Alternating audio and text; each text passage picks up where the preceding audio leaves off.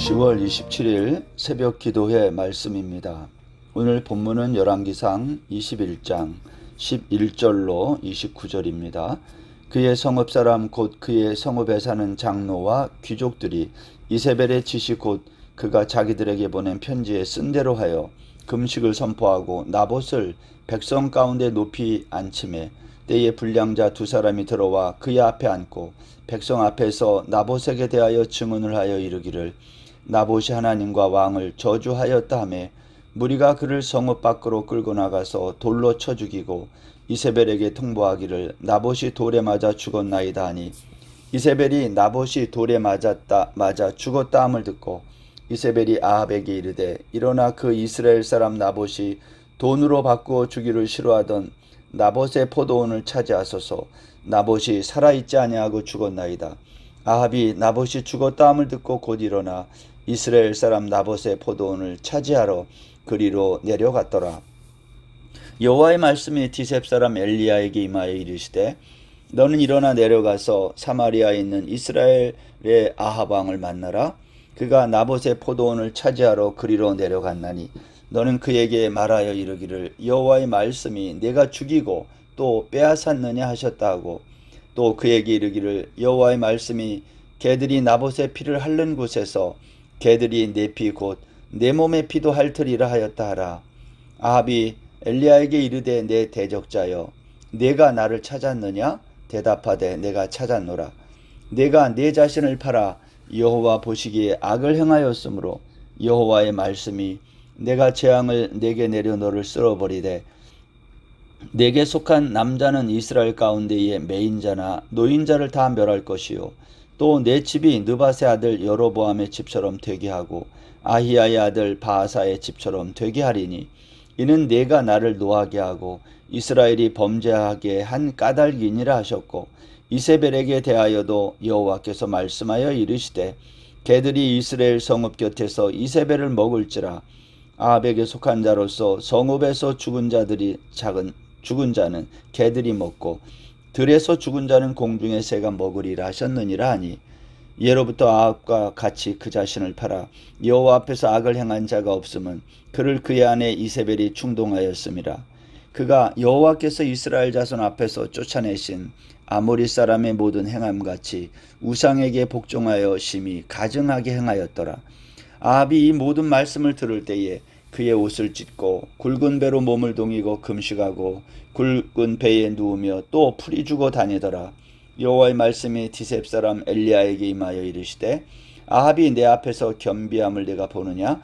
그가 내 앞에서 겸비함으로 내가 재앙을 저의 시대에는 내리지 아니하고 그 아들의 시대에야 그의 집에 재앙을 내리리라 하셨더라. 아멘.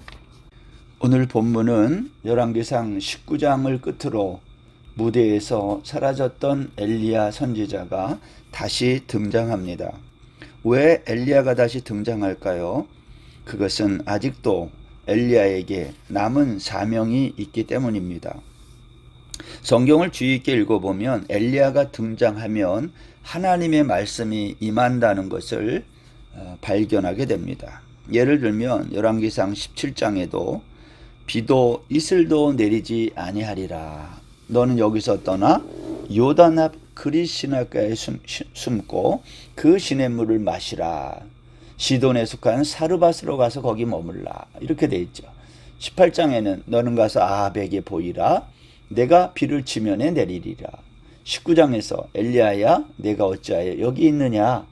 너는 내 길을 돌이켜 광야를 통하여 다메섹으로 가라. 등등 이렇게 엘리야가 등장하면 하나님의 말씀이 임한다는 겁니다. 북이스라엘의 왕은 아합인데요. 북이스라엘은 아합의 말에 의해 영향을 받고 움직이는 것이 아니고 엘리야의 입에서 나오는 하나님의 말씀에 의해 영향받고 움직이고 있다는 것. 그것을 성경이 우리에게 보여주고 있어요. 여러분, 말씀의 영향력이라는 게 뭘까요? 말씀을 들은 그 시대가 들은 말씀에 영향을 받고 움직이는 것을 말합니다. 예수님은 하나님 나라의 비유에서 이런 말씀하셨어요. 누가복음 13장 20절에 보면 또 이르시되 내가 하나님의 나라를 무엇으로 비교할까? 마치 여자가 가루 서말 속에 갖다 넣어 전부 부풀게 한 누룩과 같으니라.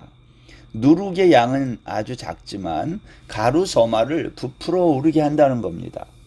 하나님 나라의 영향력을 말하는 비유입니다. 태국 한인교회는 작습니다. 누룩과 같이 작고 그렇지만 빵 전체를 부풀게 하는 이 누룩처럼 태국 한인교회가 우리가 사는 이 사회에 큰 영향력을 끼칠 수 있다는 겁니다. 여러분, 아합은 왕입니다. 큰 자예요. 그러나 그는 영향력이 없었어요. 반면에 엘리야는 혼자입니다. 작은 자예요. 그러나 그는 말씀을 가지고 있는 자였습니다. 그가 가지고 있는 하나님의 말씀은 영향력이 있어서 북이스라엘 사회에 영향력을 미치고 있었던 것입니다. 여러분, 아합은 왕이기 때문에 영향력이 있는 자리에 있었던 자임에 틀림이 없습니다. 그렇지만 아합은 그 좋은 자리와 기회를 사용하지 못하고 역사 속에 사라졌어요. 그 이유가 무엇일까? 아합은 자기 자신이 누구인지를 잘 몰랐던 것입니다. 아합 한 사람의 우상 숭배가 가져올 엄청난 비극을 그는 느끼지 못했던 것입니다. 아합은 물질을 생명보다 더 귀하게 여겼습니다. 그래서 나봇을 죽였고 포도밭을 빼앗은 것이죠. 예수님은 그리스도인들을 향하여 너희는 세상의 소금이니 너희는 세상의 빛이니 라고 말씀했습니다. 이것은 세상에서 갖는 그리스도인의 위치와 영향력에 관한 말씀이라고 생각합니다. 교회는 세상에 대하여 빛처럼 소금처럼 영향력을 미치는 공동체이어야 한다. 그런데 이 거룩한 공동체가 힘을 발휘하지 못하고 있다면 이유가 무엇입니까? 그것은 자신이 누구인지를 잘 모르기 때문에 생기는 것이죠. 아합은 나봇의 포도밭이나 탐내는 그러한 위치에 있는 자가 아니었어요. 마찬가지입니다. 그리스도인은 남보다 좀 더 넓은 집에 살고 좀 더 좋은 차를 타고 좀 더 편안하게 사는 것이 삶의 목표가 되는 그러한 사람이 아니라는 겁니다. 아합은 왕이었지만 자신의 좀 더 쾌적한 삶을 위해 한 농부의 삶을 희생시킨 참 어리석은 자였어요. 아합처럼 세상에서 성공한 사람은 많지만 영향력을 미치는 사람은 많지 않습니다. 여러분, 큰 교회가 많지만 교회가 주변 세상에 영향을 그렇게 많이 주지 못하고 있습니다. 교회는 하나님의 말씀에 영향력을 가지고 있어야지 크기나 아니면 재산의 정도로 영향력을 행사하려고 해서는 안 된다는 겁니다. 교회가 하나님의 말씀에 영향력이 아닌 다른 것으로 세상에 영향력을 미치려 하니까 교회가 혼란에 빠지는 것 아닌가 생각됩니다. 사람들은 영향력이 크기나 숫자라고 자주 생각합니다.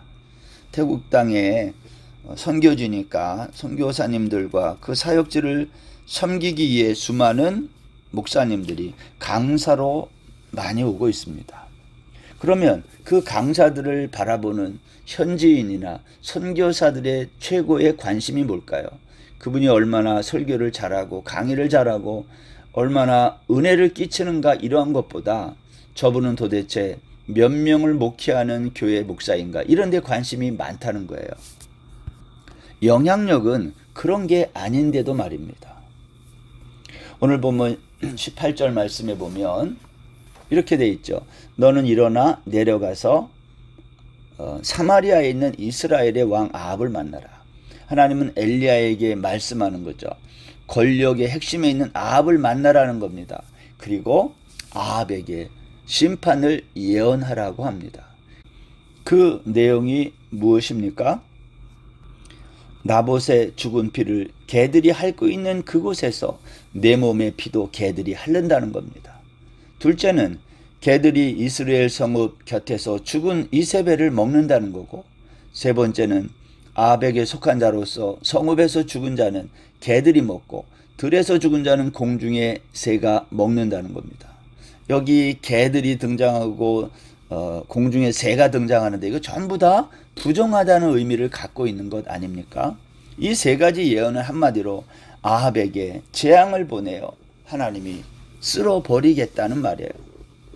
여러분, 열왕기상 16장에 등장한 아합이요 22장에까지 장장 7장에 걸쳐서 하나님을 대항하는 악한 왕으로 등장합니다. 그런데 무슨 이유인지는 모르지만 성경은 아합을 편애하듯 아합에게 많은 호의를 베풀고 있음을 알 수 있어요. 그러나 하나님은 아합에게 무한정 관용을 베푸시지 않았다는 거죠. 내가 무자비할 정도로 너를 쓸어버리겠다. 하나님이 주시는 기회가 항상 있는 것은 아니다라는 겁니다. 여러분, 이와 같은 하나님의 심판에 대한 열왕기 기자의 평가가 있습니다. 그것이 25절인데요. 이런 내용이죠. 아합은 스스로 죄 아래 팔린 자다. 그런 말이에요. 여러분, 아합은 자기 죄에 팔려간 자입니다. 아합만 죄 아래 팔린 자가 아닙니다. 우리 모두가 죄 아래 스스로 팔린 자라고 바울이 이렇게 말했습니다. 로마서 7장 14절 우리가 율법은 신령한 줄 알거니와 나는 육신에 속하여 죄 아래에 팔렸도다. 육신에 속하여라는 이 말은 육신이 갖고 있는 죄성을 따라 살았다는 것을 말해요. 육신은 죄의 성향을 갖고 있기 때문에 죄 아래 팔려 종노릇한다는 겁니다. 따라서 아합은 나봇을 대적한 것이 아니고요, 하나님을 대적한 거예요. 성경이 무엇을 말할까요? 아합은 여호와 앞에서 악을 행한 자라는 겁니다.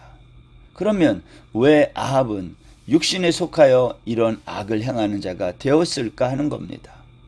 열왕기서 기자는 아합이 이렇게 스스로 죄에 팔려 악을 행하게 된 그 배후에는 이세벨의 충동이 있었다고 평가를 합니다. 오늘 본문 25절 말씀을 한번 보면 예로부터 아합과 같이 그 자신을 팔아 여호와 앞에서 악을 행한 자가 없음은 그를 그의 아내 이세벨이 충동하였음이라 그랬어요. 이세벨의 충동이 아합을 우상숭배에 빠지게 했다는 겁니다. 이세벨의 충동에 빠진 아합은요, 우상숭배를 가볍게 여겼어요.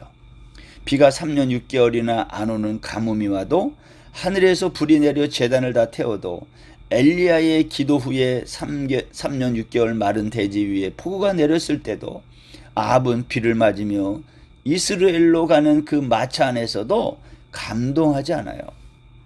여러분, 우리가 매주 하나님 앞에 나와 예배를 드리지만 하나님을 만나지 못할 때가 참 많습니다. 하나님을 만나 하나님이 주시는 감동이 있어야 되는데, 그 하나님이 주시는 말씀의 감동이 있기 전에 우리 눈에 보이는 이미지화된 우상들이 우리를 이미 감동시키기 때문 아닐까, 이런 생각이 들어요. 이미지로 포장된 우상이 주는 감동은요, 우리의 영혼을 근본적으로 만족시키지 못한다는 겁니다. 그래서 우리는 우리의 그러한 영적인 갈급함을 계속 반복해서 채우려고 하는 거예요. 그런데 근본적인 채움이 되지 않는다는 거예요. 아합이 그랬어요. 여러분, 아합은 바알이 가짜임이 증명되었고 하늘에서 불이 내리고 비가 내렸는데 아합은 왜 우상 숭배에서 돌이키지 못했을까요? 그는 하나님의 말씀으로 감동받지 못했기 때문에요.